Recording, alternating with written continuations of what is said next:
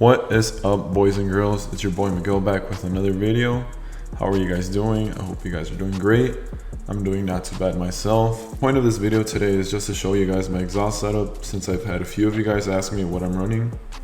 And just to be clear, I know it's not the best setup, it's definitely not the most expensive, and it's definitely not the best sounding. But honestly, I think it gets the job done, and for a fair price, I honestly can't complain.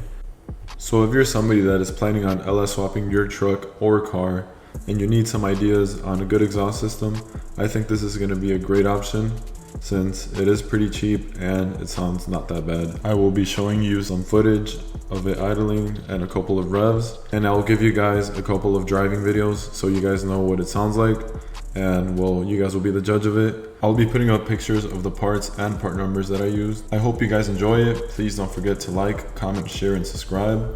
I am working on a couple more videos. I know I've been dragging lately, but I've just been super busy with work and stuff.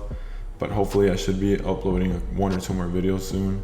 So yeah, I hope you guys enjoy it. You guys have a good one. See you in the next one.